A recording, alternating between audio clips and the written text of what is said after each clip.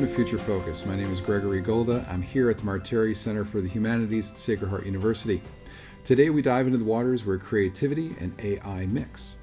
Dr. Rachel Bauer is my guest today. She's an accomplished scholar and educator, serving as the coordinator of academic theater arts and assistant professor here at Sacred Heart University. Welcome, Professor Rachel Bauer. Of course. Thanks for having me. It's fun. It's fun to have you. So I wanted to do kind of a casual interview with people in the program about AI, and it's kind of this monster in a box. There's a lot of fear, there's a lot of misuse, there's all kinds of things happening, and I want a little clarity on what your interpretation of it is. What do you think might be a fair use of AI? Let's start there. Ooh, this is such a good question, because so my discipline being in theater and tangentially with acting and film, television, so much of what we're hearing right now is to be afraid of it. So, especially since AI can reproduce likeness, and when it comes to film actors, reproduced as extras, video game acting, etc. So it's a hard question for me to answer, because so far what's been really coming out in my field has been, this is something that could take our jobs, right? Right. Everybody seems a little fearful of the immediate repercussions of labor. Yeah.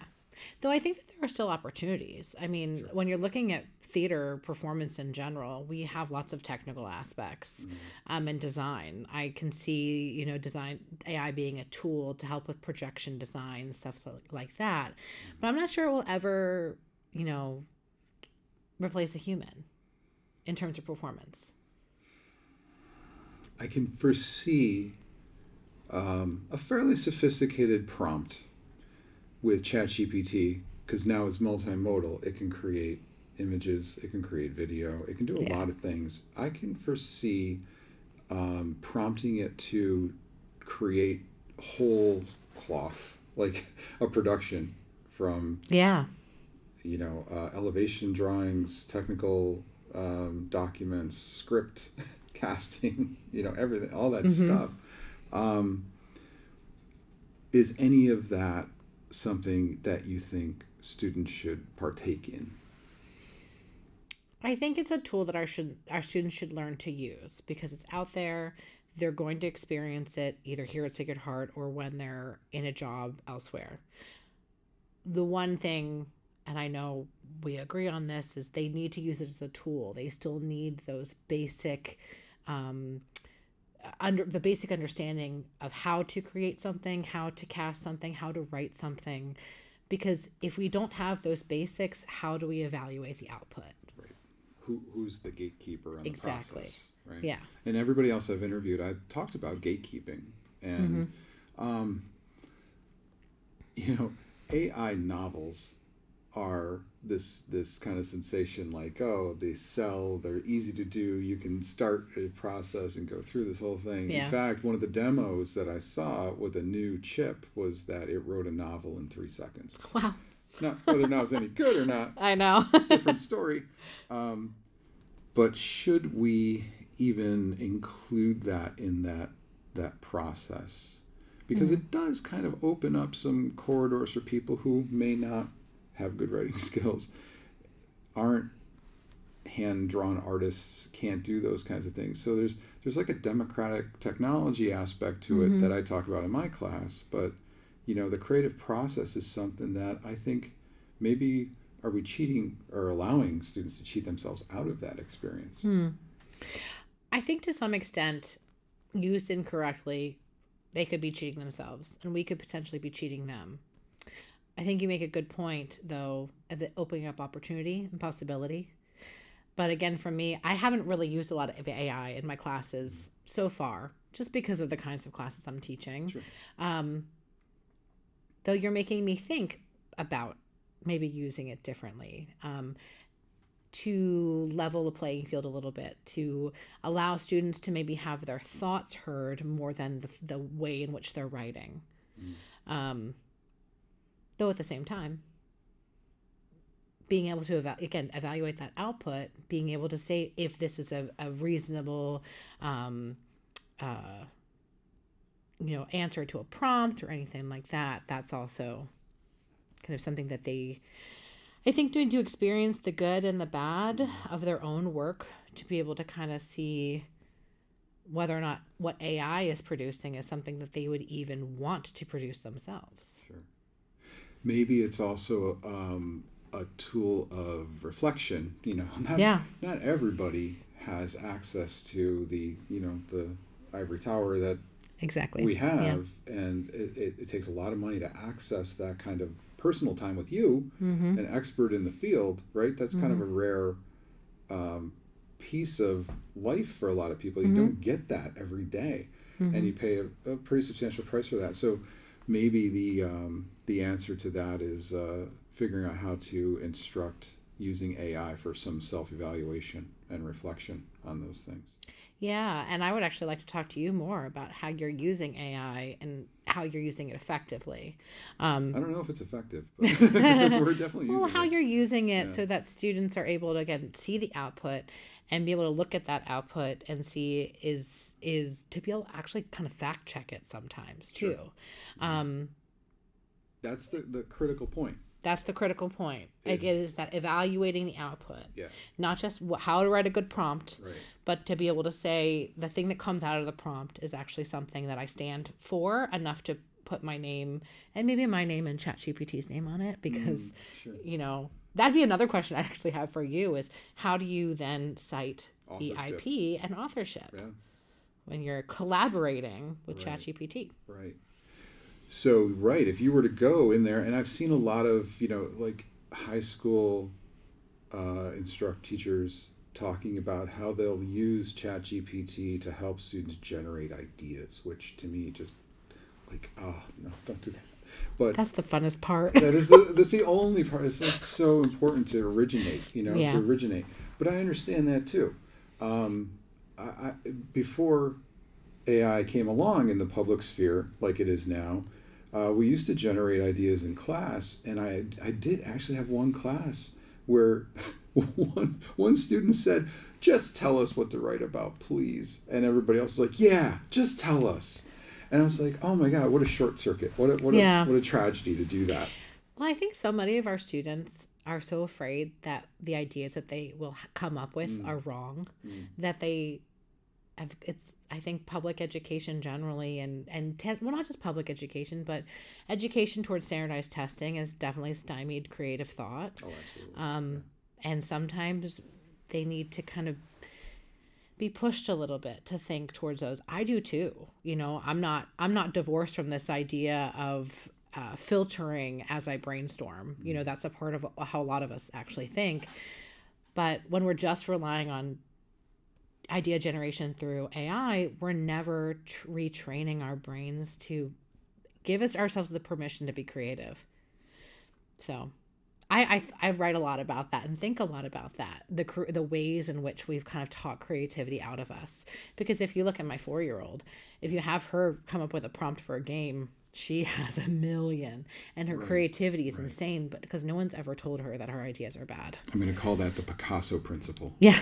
Because Picasso was asked how he draws like a child when he was in his 60s. And he said, with great effort. Yeah. It's very difficult to do that. Yeah. Have you seen Picasso's bulls where he goes backwards? Yeah. And he gets down to 5 lines on a bull. He says everything else beyond that is unnecessary. Yeah. Yeah. So origination is kind of this double-edged sword now, because it can actually help, but it can't be a crutch. Yeah. Maybe that's where we need to be teaching it. And to be honest, I think it's more a tool to save time once you know the material or the process or something like that, where you've kind of put your own ideas in, and maybe, I don't know, maybe to write a memo or something like that. That's like the low-hanging fruit that I can think of, I need a memo to say this and to do these things, to have this, respond by date, etc. Can you get that done for me? And that's, I think, working on just simplifying and streamlining the process, but not necessarily taking the cognitive out of it. Sure. But keeping it human. Yeah. That's the important part, I think. Yeah. And then finally, what promise do you see in AI, if any? I see it as being a useful tool once we know more about it, once we know how it can work with us and not for us. Because I was getting into college when Wikipedia was a big thing. Right. And I remember being told by professors and even high school teachers, like, don't ever go to Wikipedia. Mm-hmm. And that's one of the things, like the very first things I tell my students to do now. I'm like, go to Wikipedia and scroll down to the bottom because there's a really great references list. And if you're just trying to get an overview, just get an overview so you can maybe organize your thoughts about a particular playwright, thought process, time period, movement. But that's not where the work stops. That's where the work begins. So I think maybe ChatGPT, AI, we can start to use a little bit of that idea generation, a little bit of that brainstorming, but ultimately, I think it will be a useful tool once it becomes better, but also we become workers with it, creatives with it, rather than having it replace us. Yeah, I kind of think of it as like the dishwasher. Oh my gosh, yes. There were the old dishwashers that would roll in the floor and you hook them up to the sink, and then dishwashers just kind of became part of the cabinet structure, and now you don't even think about it. It's just like part of your flow. So personally, that's where I think AI works for me, is that if it makes something a little bit more efficient in my workflow, that's where it's going to be. But I think self-reflection, like you're talking about with the students, like I ask students where they're going to draw the line. Like, how far is too far? Yeah. And maybe that's where academics need to be talking about it. Yeah, I don't know if I quite know that yet. I feel like the technology is still moving so fast, but also so new that where is that line? It's so funny you mentioned the dishwasher, because a lot of feminist scholars attribute the dishwasher as to why the load on women domestically and otherwise is so high. It's because when you streamline one task, you don't just sit down and relax or do something creative. You just do other tasks. And so is AI really going to take away those tasks, or is it just going to force us to do more with less? And so, Marshall McLuhan warned us about that. He called it the speed up. Yeah, and exactly that. The more efficient your machines are, the more you do, the more you pack in. Yeah. So that's a dangerous place to go. Yeah, I'll be interested to see where we are in another year, because even in the last year and a half, it is. I tend to not use it in my classes only because of the types of courses I'm teaching. I'm wanting them to read a play and them have their reaction to it. ChatGPT can't write their reaction for them because I want their own thoughts. I don't want someone to just, I don't want to regurgitate a paper on the themes of Hamlet. I want to know what they thought of Hamlet, even if they hated it. Right. I'd rather them hate it than ChatGPT it. My favorite thing to do with it is to talk to it, because on my phone, I'll just turn on my microphone and I'll speak into ChatGPT and talk to it. And when I do that and I say, I need a letter and this is what I need the letter to say, and then it formats it for me. Is that cheating? It saves me a lot of time, right? And it's a pretty innocuous thing since I originated that content. Now, if I said, write me a term paper on Moby Dick and the significance of the color white, that would be, to me, just like blatant cheating. Yeah. That's just way too far over the line. But organizationally, to get your workflow going. But tell me, that letter, do you leave it at that?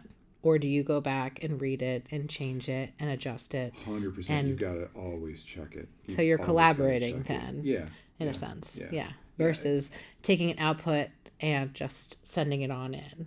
That would be a catastrophic mistake for people to take whatever comes out of it and just let it go. Agreed. Right. Yeah. I really appreciate you sitting down with me. This is fun, Greg. I always love talking about AI with you. Thank you. Well, I certainly learn something every time I sit down, so I appreciate it.